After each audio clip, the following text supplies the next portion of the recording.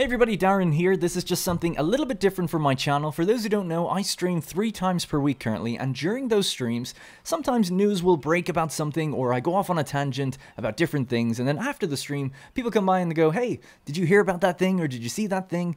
So I thought, why don't I just upload the clip to my main channel if I don't plan on doing a full video about it anyway? So that's what this is. It's my thoughts on Imperator ROME ceasing its development for the foreseeable future. Now this is just a stream of consciousness from the moment I hear about it, but I do think through things a little bit more as the video goes on, so please watch it all the way through, as at first I'm maybe a little bit brash in my reaction, but I get a bit more nuanced as things go on. Anyways, if people like this sort of thing on occasion, then I'll upload more. And of course, let me know what you think and if you agree or disagree with my stance on things. Also, you'll notice I'm playing Rome Remastered. I should have a video out very, very soon. Roll the clip. Supposed to see Paradox dropping Imperator... Surprised to see Paradox dropping IR support now?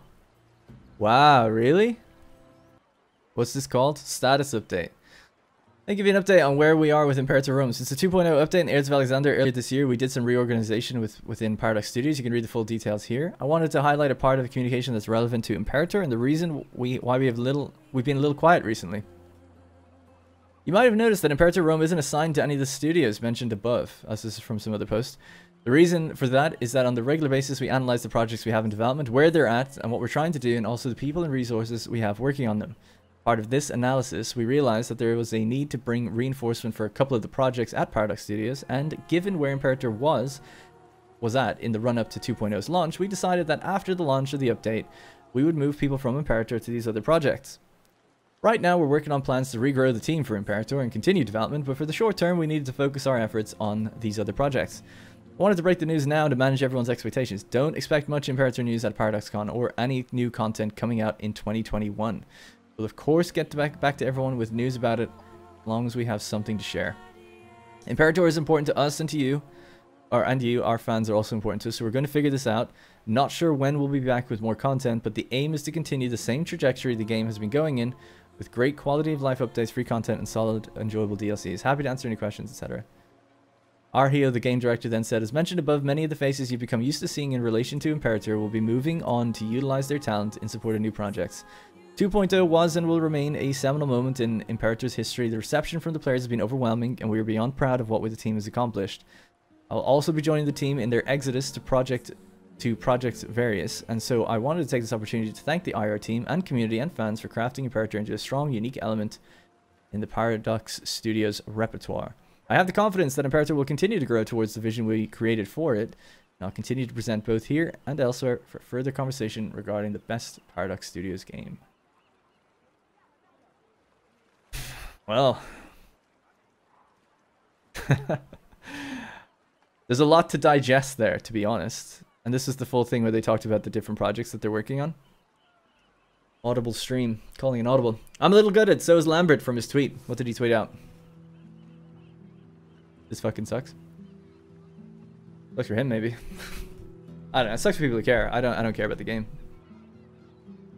I mean, I said way long ago that they should have just moved on, but I mean, it's not. I mean, the problem is the last update they were turning it around for people and they were liking it more. So it does suck that then after the good update they leave.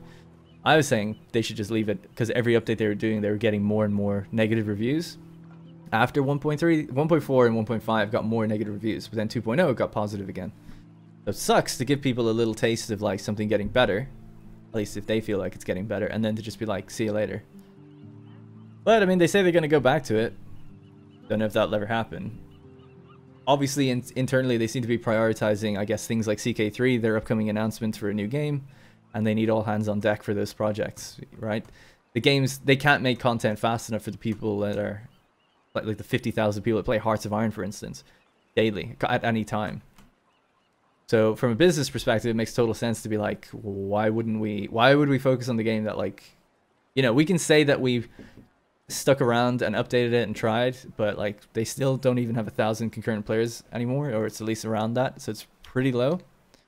In some regards, I'm like, look, yeah, they stuck with it for more than most developers would. You know, CA released Thrones of Britannia and just bailed. They had plans for lots of support. They fucking bailed hard. They did do one update, actually, in fairness to them. But, I don't know. Need time to think about it to give it a proper thing. Imperator is the modern March of the Eagles. They just abandoned it because low player base. Well, they say in their thing. So, ultimately, what they've just said here is that before we were even done with the 2.0 update, we decided to allocate people onto other projects that we consider more important, right? But we do plan on going back to Imperator eventually to like finish it off or whatever, do more content. I don't see them ever going. I mean, they said that, so maybe they will go back. But I kind of don't see them ever going back because those other projects are always going to be more important. So when they said that we every now and then we analyze and reassess like where teams need to move to. How are you ever going to get a priority back to Imperator when the players are just slowly going to taper off now that there's not going to be any more content? Like, how are you ever going to reprioritize it? That's my point, or my feeling on it. It's like if you got 10 people on 10 projects, let's just simplify it. 10 people on 10 projects, one person's on Imperator, and you're like, Imperator is not as important right now because all our 9 other projects are. We're going to move you on to the other things. How is Imperator ever then going to elevate its importance up to the point where you're like, oh yeah, we'll put someone back on that.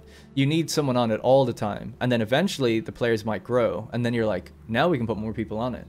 But it's never going to work the other way around. So I just don't see how. I mean, they've said it, so fair enough. They say they're going to go back. They don't say a date. They just say it's not in 2021.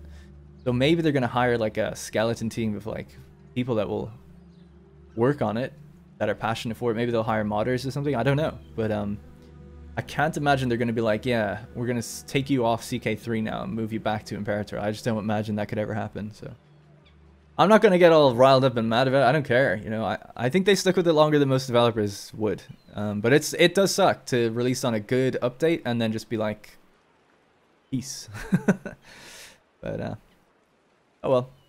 And I'd love a good Roman grand strategy game more than anyone, but I don't like their last few updates, so it's just, I just don't care. And they're never doing what I want anyway, so it's very selfish of me to say I don't care. But me personally, I don't.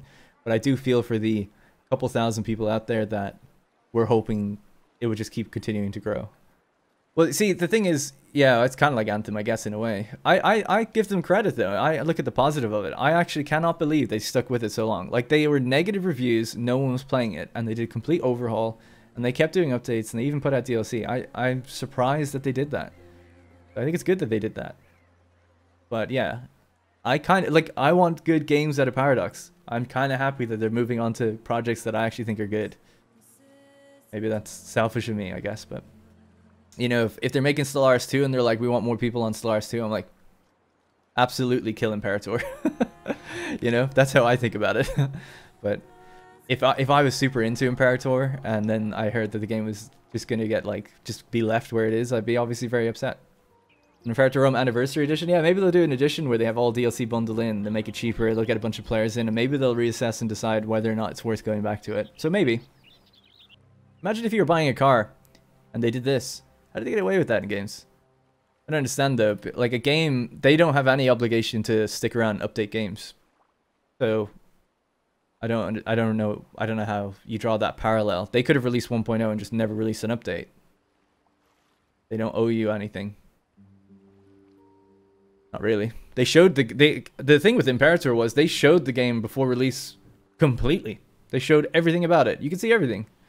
That's why I couldn't believe how many people were just like suddenly so upset. Like, well, you saw the whole game. You saw the whole game. People need to be better at buying things on launch. That's in my opinion. I showed exactly what that game was before launch. And I showed people the mana thing. People said I was just being negative. And then I got blacklisted by Paradox. And then I came out and reviewed it and said it was really bad. So I don't know what people want. If you just waited a few days, you'd know. And you wouldn't have lost anything on it. And I think they stuck with it longer than they needed to. So that's just my opinion.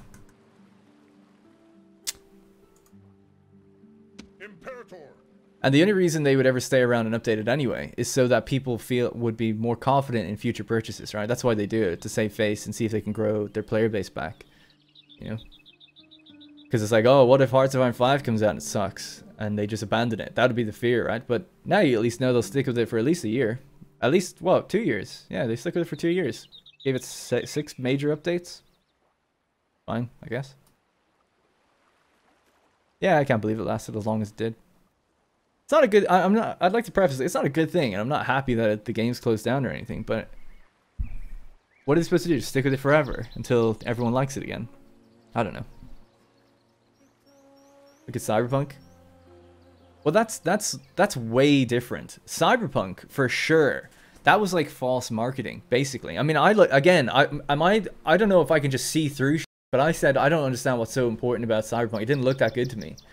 And then it comes out and it was way worse than I ever thought it would be. At least for bugs and stuff. So that was like false marketing. That's like a Rome 2 level thing. But that didn't happen with Imperator. Imperator was exactly what they showed before it came out. People just didn't like it. They didn't lie about anything. No one got like gypped. You know, it wasn't like, oh, I thought this was here, but it wasn't. You totally saw everything beforehand. They're actually really communicative, and they show things way earlier than most other people. I think Paradox needs to do betas. I mean, that's what I think they should do, because all their DLCs are listed as mixed right now, and they keep messing things up for a lot of people. If they did betas, people would get to see what's really going on and give feedback before releases happen. The downside might be that, yeah, if you release something that's not good and everyone tries it in a beta, they don't buy it. That's why they don't do betas. So I would say they need to do betas, and that way they can get all the feedback they need and see what people think of things. They asked me what I thought of Imperator before it came out, and I sent a big long email of issues I had with the game. And, you know, I never heard back from them because they blacklisted me, so I don't know. Betas will be epic. Slytherin do under releases. From what I understand, there is a private beta group with select people that they send stuff to, but that's a bad idea. In my opinion, having a private group is a terrible idea. You don't have to do a big massive public beta. You can have a limited amount, like 1,000 people, but creating like a specific group of people that come... CA have this as well, that come back just for to test your games. They get like really weird. They get like some of the people that are in those groups like feel like they're super important, and then they don't want to lose access, so they're very nice about everything. So not a good idea to do that. You want to grab a couple thousand people almost at random and then see what people think. If you want to get an actual good metric of what people will like. Listening to your own, like a very, very few hardcore, not a good idea. You want some of them, but others as well. Oh.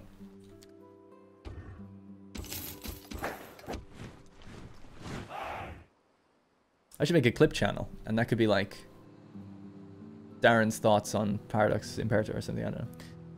Hey guys, thank you very much for watching, and remember, if you want to support this series directly, you can click the join button to become a channel member. Doing so will get your name in the credits, as well as loyalty badges and emotes to use in the comments. If you don't see the join button, it means the video has been copyright claimed, but you can still join from the channel page on desktop. You can also link your account to our Discord to get a special role on there that'll give you access to the Senate House and a few other perks.